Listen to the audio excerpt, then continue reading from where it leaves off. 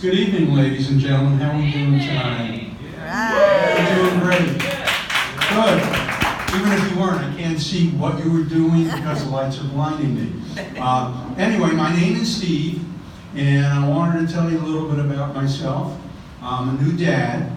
And my wife gave birth to a bouncing baby boy 42 years ago this past October. And if you think we're late on our birth announcements, we're still getting back our wedding thank yous mark returned to sender occupant died 20 years ago.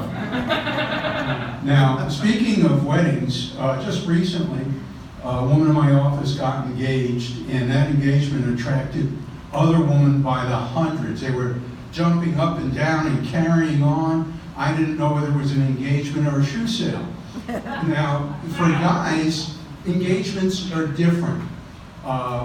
When a guy gets engaged, we walk up and shake his hand and wish him well and tap him on the shoulder. It's kind of like we're setting him off on a suicide mission.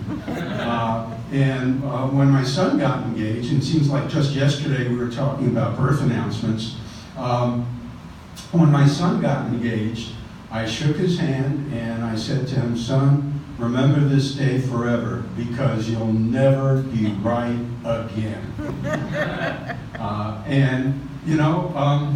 It's funny, I've noticed in my travels that as women get older, what they look for in a man changes, it evolves a little bit.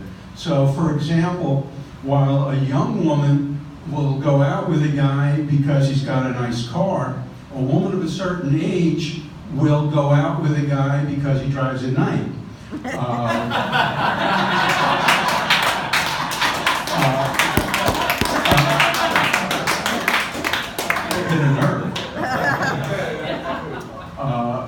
A young woman might go out with a guy because he takes her to fine restaurants. A woman of a certain age might go out with a guy because he knows all the good early birds.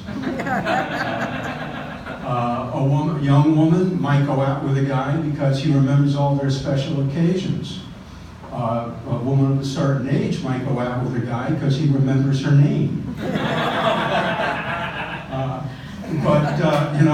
Men, we don't change our priorities. We still think, we could be 80 years old and we still think we could score with that 25-year-old. And we have, just to let you guys know, you have about as much chance at 80 of scoring with that 25-year-old as you do winning the lottery without buying a lottery ticket. But there are exceptions to every rule, and one exception I remember distinctly. I was sitting with a friend of mine who's a cardiologist. We were having lunch, and one of his patients walked in. It's patient Irving. Now Irving's 97 years old, and he's a spry little guy, and he walks into the restaurant. He's got a big grin on his face, and he's got the most beautiful woman you've ever seen on his arm. I mean, on a scale of 1 to 10, she was a 12. So the cardiologist, wondering what's going on, goes up to Irving and says, "Hey, Irving, what's going on? How you doing?"